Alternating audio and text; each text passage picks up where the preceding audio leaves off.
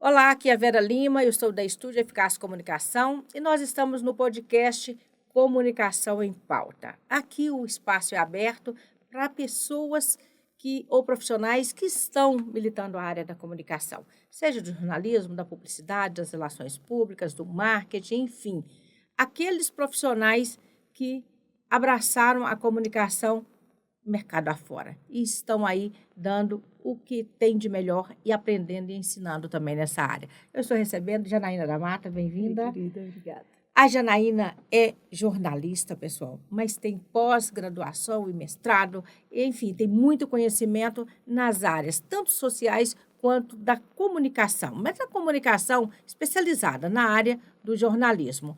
E ela vem aqui contar um pouquinho para a gente sobre as suas andanças. Eu tenho admirado muito o trabalho da Janaína, gente, na área da comunicação, porque ela escolheu um caminho bem diferente do que eu costumo ver por aí. A Janaína, há 7 anos, é marinheira. Imagina, sair de terra firme para o alto mar, não é assim, Janaína? 7 mares por onde você já passou. Passei por todos os mares. Todos os mares. Todos os mares. E eu queria contar essa história para você, que é da comunicação, até para que você possa, quem sabe, enxergar na trajetória da Janaína também um caminho para que você possa aí, sei lá, assinar bons contratos, estar em grandes empresas, viajar o mundo, não é? Que escolha diferente, Janaína. De onde nasceu essa sua ideia e por onde começou essa oportunidade? Conta pra gente. Olha, quando eu era criança, eu queria ser aeromoça. Eu queria viajar. Então já tinha aí na veia. Eu já queria viajar. Eu sempre gostei muito de viajar, sempre viajei em todas as oportunidades, mas eu nunca imaginei que eu pudesse ser, porque a aeromoça você tem uma função única. No navio você tem várias funções. E, inclusive, poderia utilizar o meu conhecimento da comunicação lá dentro. Então, eu achei que eu ia fazer só um contrato para ver a experiência, mas eu gostei. E gostei, continuei. Não é um trabalho que é fácil, porque você vai estar a quilômetros, literalmente, quilômetros de distância de todo mundo, né? Não só da sua casa. Mas eu gostei dessa oportunidade de conhecer um pouco do mundo e também de conhecer pessoas diferentes, de lidar com lugares diferentes o tempo inteiro. E eu entrei nos navios na foto, né, utilizando ali parte da minha bagagem. Sim. De comunicadora, né, a minha experiência como fotógrafa. Quando eu fiz jornalismo, eu estudei fotografia, eu sempre gostei muito de fotografia. Mas você se especializou para começar nessa área ou foi assim, surgiu uma oportunidade, você lá fez um teste e começou? Sim, surgiu a oportunidade, mas eu já tinha a bagagem como jornalista, né? Então, no jornalismo, a gente faz a fotojornalismo, era totalmente diferente. Mas quando eu fui buscar, eu falei, deixa eu ver como é que funciona. Eu fui procurar uma função dentro do... Porque no navio você pode ser médico, engenheiro, tudo. Lá tem de tudo, é quase uma cidade, né? E aí eu fui procurar funções que eu tinha já um know-how, um conhecimento.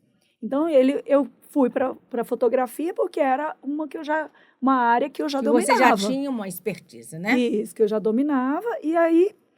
Gostei muito. Claro que é uma fotografia diferente da fotojornalismo, mas ela te dá um olhar ali, o meu conhecimento, a minha bagagem da comunicação me deu um olhar diferenciado das fotos normais que os outros fotógrafos que só têm os retratistas, né, tinham. Então, realmente, eu me dei bem porque eu tinha esse novo olhar. Né? E me conta uma coisa, você já fez vários contratos, né? Já. Uma meia dúzia de contratos. Em várias diferentes companhias. Que bacana. E grandes companhias? Sim, Disney, Cunard, MSC, Costa, grandes companhias. Viajou o mundo inteiro?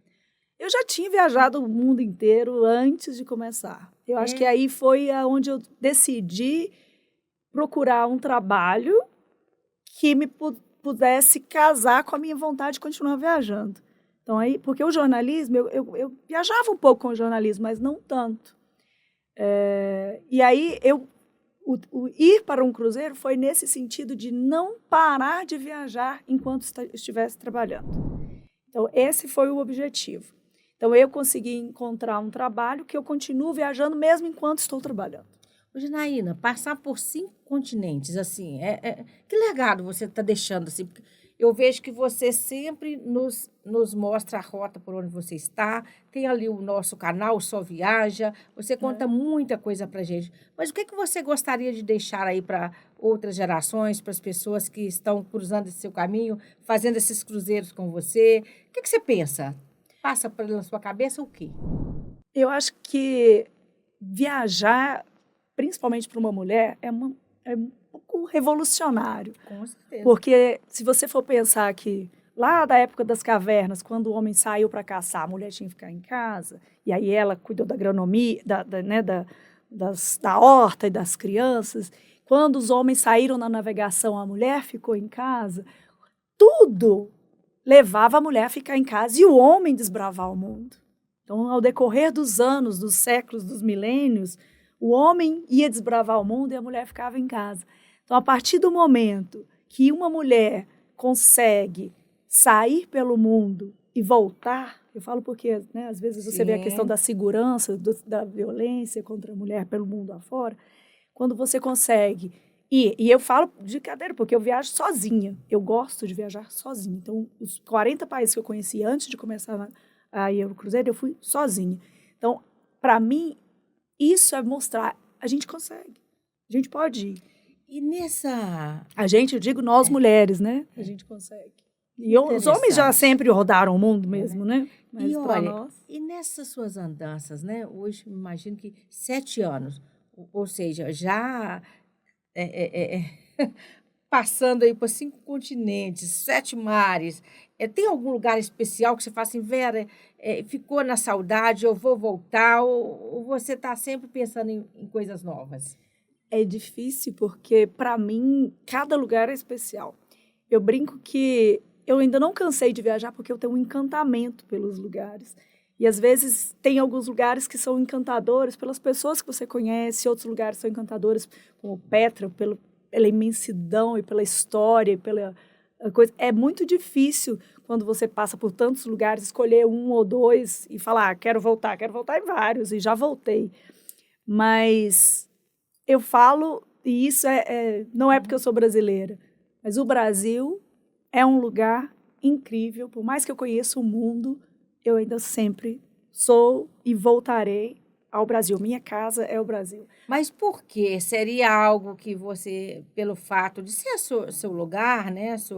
Seu mundo, seu país, enfim. Mas é algo que você realmente viu de diferente assim, do Brasil pelo resto? É porque eu já viajei muito o Brasil e tem coisas aqui que a gente não tem em lugar nenhum no mundo. Lugar nenhum. O que, por exemplo? As cachoeiras maravilhosas, as comidas diferentes, porque você vai num país como a Itália, é comida italiana, mas é macarrão e pizza, gente. Aqui a gente tem de tudo, inclusive macarrão e pizza. Então, a gente, aqui no Brasil, eu falo, quando eu conheço gente... quiser comer uma coisa diferente todo dia, você come. Todo dia, e se você vai na cidade do lado, ou aqui, ó, no estado do lado, menina, mais ainda, eu né? comi um dia desses, lá em Expo Cachaça, um docinho maravilhoso, um bolo, chama queca. Você nunca tinha comido? Eu nunca tinha comido queca. Pra você ver. Olha pra você ver, né? Eu sou viajada. Até a Rainha Vitória, né? A rainha comendo queca, e eu não tinha comido queca ainda. Pois é, eu falo que, assim, quando você vai para outros lugares, você vê o quanto o Brasil é especial. A gente não dá valor às coisas que a gente tem aqui, e eu sempre que volto de outros lugares, o que você está fazendo? Eu vou viajando no Brasil. Então, eu sempre estou buscando lugares novos no Brasil, e aqui... Pode ter certeza, se você não tem, eu falo para todo mundo, se você não tem condições de viajar para outros países, explora o Brasil, que você vai achar coisas aqui que não tem em outros lugares. Eu estou vendo aqui, você acaba de fechar mais um contrato, né? Na verdade, encerrar um contrato, né? Você passou por onde? Brasil, era uma rota que fazia Brasil, Uruguai e Argentina. Depois fizemos a travessia e fiz Europa, Mediterrâneo. Itália, França e Espanha. E aí você finaliza, não. entre uma das questões que você coloca assim, você põe assim, ó, alívio por terminar sem advertência. São tantas regras que mesmo sem querer você acaba fazendo algo errado. É assim? Mas É você leva assim. advertência mesmo? Sim, Sério? lá tem advertência escrita, Ah. oral, escrita e depois que a gente chama de warning, que é se somar 3, você é demitido e não volta mais. São Mas muitas regras. você já levou alguma advertência assim? Ou Dessa aí não, mas passei de muito outras? pouco, porque, por exemplo, eu estava em Marseille e eu falo um pouquinho de francês, mas não falo muito. E os franceses, eles não são muito fáceis de lidar quando você não fala francês. Então, o ônibus parava num ponto e eu cheguei lá, o ônibus não estava, eu perguntava, ele me mandou para outro lugar, enfim. Eu cheguei 20 minutos além do nosso horário. Então, o tripulante ele tem um horário certo para ele chegar no navio, que é um pouco antes do navio partir, claro. Então, quando você chega atrasado, você ganha advertência. E nesse dia eu só não ganhei porque realmente eu consegui explicar a confusão que foi feita. E eles já conheciam os franceses, já sabem como eles são. Então, eu não ganhei por muito pouco. Mas... E você faz a fotografia dos tripulantes, você faz dos cenários, como é que é o seu trabalho? O trabalho do fotógrafo a bordo é fotografar os passageiros. Aí eles estão de férias e você vai fazer as fotos ali, às vezes numa excursão, às vezes nos estúdios, ou fazer uma sessão privada com eles. O fotógrafo a bordo, ele trabalha a foto do tripulante. E essas fotos, a companhia, né, a empresa que te contrata, ela utiliza para as redes sociais, para divulgar, para quê? Qual que é o objetivo? O passageiro vai comprar a foto para ele. É como se ele estivesse contratando um fotógrafo para fazer uma foto de família, uma foto de perfil, para o passageiro. E vocês Nenhuma são muitos foto nos depende navios? do tamanho do navio, depende. Tem navios que tem 4, tem navios que tem 10, 20, depende do tamanho do navio. Entendi. E você pretende continuar aí por muito tempo nessa rota sua? Olha, todo final de contrato eu falo que é o último. Aí surge uma outra oportunidade. E aí eu olho, começo se sente a ver, seduzida. E aí eu me sinto seduzida. Financeiramente é bom? Depende, porque como você trabalha todo dia, são muitas horas por dia, você tem que avaliar. Muitas horas quanto? 10, 12. 10, 12 horas? Todos os dias. Todos os dias? Tem trabalho para tudo isso? Na parte da fotografia, algumas funções, você às vezes trabalha menos horas, depende de onde o navio parou, se tem muito passageiro a bordo ou não. Às vezes você trabalha um pouco menos horas, mas eu já trabalhei mais, inclusive, porque às vezes você está no canal do Panamá, que aí você tem que fazer toda a foto o dia inteiro, a noite inteira. Então, às vezes você trabalha mais horas, às vezes menos. Mas você trabalha todos os dias. Então, por isso que eu digo, não é um trabalho para que todo mundo dá conta, porque realmente às vezes exige, inclusive, às vezes fisicamente, né? E às vezes tem um regime meio militar, porque você tem hora para tudo e tal, então às vezes é mais complicado. Mas por isso que eu sempre falo que assim, talvez seja a última experiência. Entendi. Aí depois eu vejo de novo, revejo, mudo de companhia, porque às vezes mudo de função. Para a gente encerrar assim, e nós estamos falando de comunicação, né? Qual que é assim, o maior desafio dessa profissão de ser marinheira, como você tem passado, né? E estar fotografando, mesmo que seja algo muito prazeroso, você está cada dia, né, num ponto diferente, conhecendo gente nova, eu imagino que isso seja o lado positivo, mas queria que te falasse assim para mim, para a gente encerrar, os pontos positivos e os pontos negativos. Eu acho que o ponto positivo para mim, enquanto jornalista, né, comunicadora, foi essa habilidade, aumentar a minha habilidade de comunicação mesmo. Sim. De você poder falar em várias línguas ao mesmo tempo. Você já está na terceira língua, né? Não, agora quarta língua. Olha. E você aprender a se comunicar com pessoas do mundo inteiro. Então, isso para mim me deu assim, uma outra visão de mundo, porque eram coisas que às vezes eu só estudava nos livros ou no jornalismo, nas matérias, e você vê ali frente a frente. Sim. Então, me deu essa oportunidade de conhecer ali, em loco, coisas e pessoas que eu só ouvia falar. Né? E a comunicação ali me ajudou muito nisso, porque eu já tinha ali uma teoria e me trouxe ali, né, a prática. E aí, eu como comunicadora, hoje, tenho um plus. eu ganhei um plus com esse conhecimento que eu adquiri. Então, você está com o inglês fluente, o espanhol fluente, português, um pouco né? do italiano, um pouco do francês. E depois da outra, eu comecei a estudar mais, né? Que bacana. Agora, eu acho que da parte das dificuldades é você estar realmente longe, né, família, de todo mundo. E, às vezes, trabalhar todo dia realmente é complicado. A gente vê aqui, eu sou uma defensora agora, né, da redução da jornada.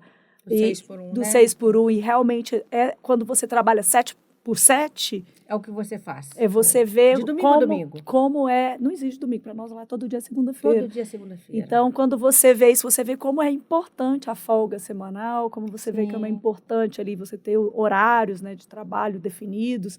Então, eu já fui sindicalista durante muitos anos e já batalhei por isso aqui nas negociações salariais. Você vê ali na prática o quanto isso realmente é necessário, né? Então, para mim, a maior dificuldade é você sair de um lugar onde eu trabalhava pela melhoria das relações trabalhistas, pela carga horária, pela hora extra, etc., e para ir para um lugar com a total flexibilização das leis trabalhistas, que pega um país onde tem quase nenhuma lei, coloca como a bandeira do país, do navio. E aí você vai para o que tem quase nada de regra. E aí quando você chega ali, para mim, enquanto da minha experiência de vida, isso é o mais difícil. Sim, imagino. Então, é o mais complicado. Até porque lá não tem, aqui pelo menos, a gente ia lá, como diretora do sindicato, eu ia lá, a gente brigava, tentava negociar alguma coisa. Lá não tem negociação. Não tem. Você tem um contrato, as regras estão postas, você aceita ou não. É isso aí, gente. Mas são as escolhas que nós já falamos aqui. A comunicação é assim como qualquer outra profissão, qualquer outra área, vai ter sempre esses meandros. Mas nós conversamos aqui, foi um prazer mais uma vez receber a nossa querida Janaína da Mata, essa jornalista porreta que eu admiro, que eu aprendi a gostar, que eu acompanho. Eu viajo o mundo com ela, tá?